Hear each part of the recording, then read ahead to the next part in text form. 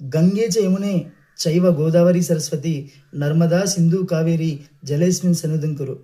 అంటే ఈ పవిత్రమైన గంగా, సరస్వతి, గోదావరి, కావేరి, సింధు నదులు మీకు నేను నమస్కరించి చెప్తా ఉన్నాను.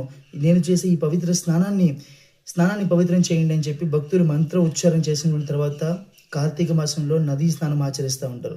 శాస్త్రోక్తంగా పుణ్యం లభిస్తుంది, మోక్షం లభిస్తుంది ఈ నదిలో స్నానం చేయడం అనే ఒక నమ్మకం. అయితే మనం సైంటిఫిక్గా చూస్తే నదీ స్నానం ఎప్పుడూ కూడా మనం సూర్యోదయం తర్వాత 5:30, 6, 7 ఈ టైంలో చేస్తూ ఉంటాం. ఈ టైంలో విటమిన్ డి ఉంటుంది వచ్చేటువంటి సూర్యరశ్మిలో. ఆ విటమిన్ డి వల్ల ఎముకలు బలంగా తయారవడానికి మనకి అవకాశం ఉంటుంది. అదేవిధంగా సహజంగానే నదుల్లో ఉండేటువంటి మినరల్స్ మెగ్నీషియం, కాల్షియం, పొటాషియం వీటి వల్ల చర్మానికి సంబంధించి ఆరోగ్య ప్రయోజనాలు చేకూర్చడంలో ఈ మినరల్స్ అన్నీ కూడా ఉపయోగపడతా ఉంటాయి.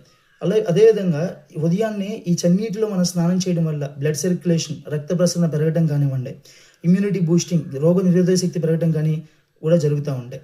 దాంతోపాటు ఉదయాన్నే ఈ చల్లని నీటితో మనం స్నానం చేయడం వల్ల మనకి డోపమైన్ అనేటువంటి ఒక హార్మోన్ కూడా మనకి ఇంక్రీజ్ అయ్యేటువంటి స్కోప్ ఉంటుంది. దానివల్ల మైండ్ రిలాక్సేషన్ కూడా మనకు ఉంటుంది, పూర్తిగా ఒత్తిడి తగ్గేదానికి కూడా అవకాశం ఉంటుంది.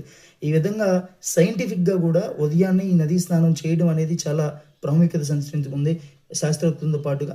కాబట్టి ఈ విషయాన్ని మీకు తెలియజేద్దామని ఈరోజు వీడియో చేస్తున్నాం. ధన్యవాదాలు. స్వామి శరణం.